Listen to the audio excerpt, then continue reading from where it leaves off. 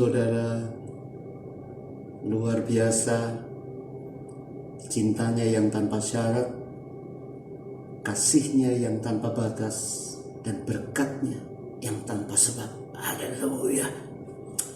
Saudara, bukankah banyak dari kita ngomongnya ada di dalam perjanjian baru, tapi sayang, dalam kehidupan sehari-hari terkadang seseorang masih terjebak dengan pola pemikiran lama, yaitu terjebak oleh pola pikir untuk memperoleh dan mempertahankan perjanjian dan hubungan itu dibutuhkan usaha, dibutuhkan bayar harga, membuat saudara menjadi sama dengan bangsa Israel yang mengandalkan kekuatannya sendiri untuk mempertahankan sebuah covenant atau perjanjian yang bersyarat.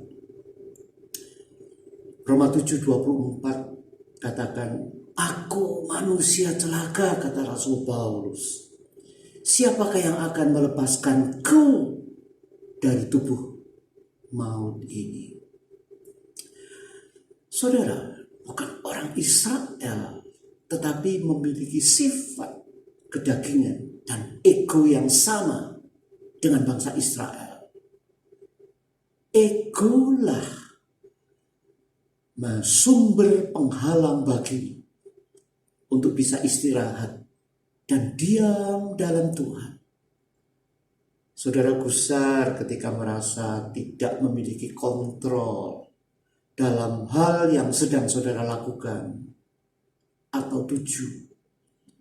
Sama seperti orang Israel yang gusar ketika tidak melakukan apapun kecuali mengikut jalan Tuhan, namun belum sampai ke tanah perjanjian. Nah, saudara, pola pemikiran Covenant Musa atau perjanjian Musa atau Taurat membawamu terjebak dengan pola-pola kehidupan duniawi. Ingat, kehidupan duniawi adalah kehidupan yang merasa engkau bisa melakukan, yang kelihatannya rohani sekalipun. Engkau harus berdoa dengan sungguh-sungguh, engkau harus melayani, engkau harus menginjili, engkau harus melakukan ini dan itu. Sehingga dirimu menjadi merasa sulit untuk mengenal Allah dan dekat dengannya. Sering saudara tidak melihat sosok Bapa dalam diri Yesus. Sosok Bapa yang menyayangi anaknya tanpa syarat. Namun saudara malah terkadang melihat sosok seorang hakim ataupun atasan dalam diri Allah.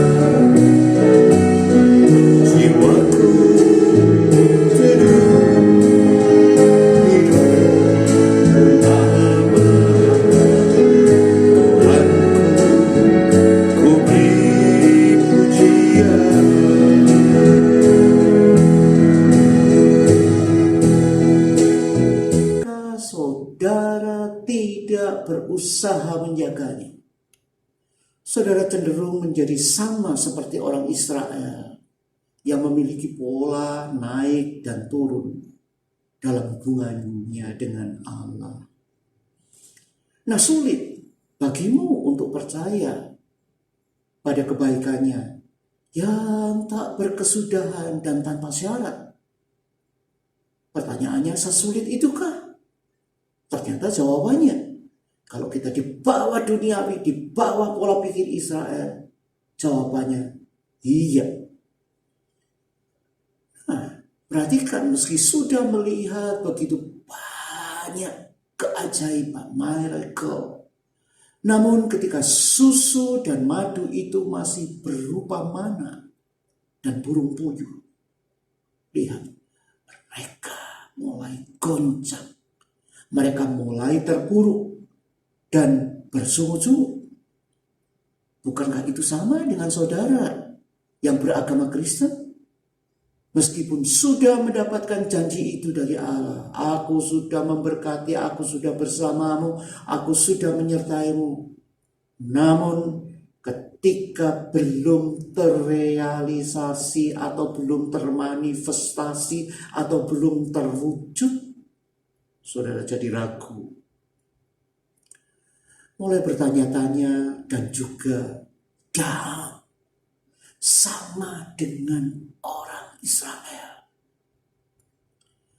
Bangsa Israel yang merupakan bangsa pilihan Allah saja gagal untuk melaksanakan perjanjian Taurat itu.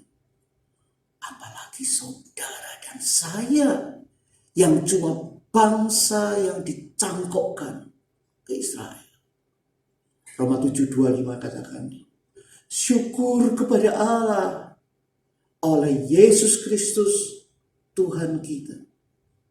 Nah, pewahyuan kasih karunia yang sempurna dimulai dalam kehidupanku pada tahun 2010 yang lalu melalui seorang pengkhotbah yang bernama Pastor Joseph Prince. Gara-gara dia menyebutkan Dr. Abby Simpson dalam artikelnya himself sebagai inspiratornya. Saya sebagai orang yang dibawa atau anaknya atau cucunya Dr. Abby Simpson, yang pengkhotbah itu katakan membuatnya agresif, karena Dr. Abby Simpson yang juga secara agresif membuat kasih karunia membebaskan hidupku dan hidupnya dari semua belenggu-belenggu hukum Taurat.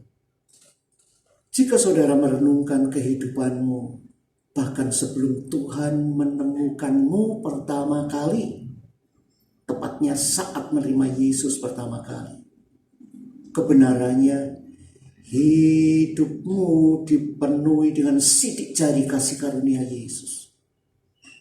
Walaupun hidupmu masih bersingbahan dengan dosa, kasih Yesus dalam perjalanan hidup kita sangat intim, sangat intensif, dan pribadi.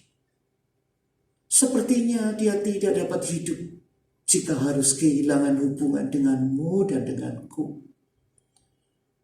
Bagaimana mungkin kasihnya begitu dalam kepada seseorang yang bahkan belum mengenal dia, saudara? Ada banyak orang Kristen yang hidup pada zaman perjanjian baru ini, tetapi hatinya hidup di bawah perjanjian lama. Nah, Daud sebaliknya merupakan orang yang hidup di era perjanjian lama, tetapi mempunyai hati yang mengerti tentang perjanjian baru. Tuhan selalu rindu untuk anak-anaknya hidup di bawah perjanjian baru. Kenapa? Itu yang membebaskan dari kutuk dan peraturan-peraturan.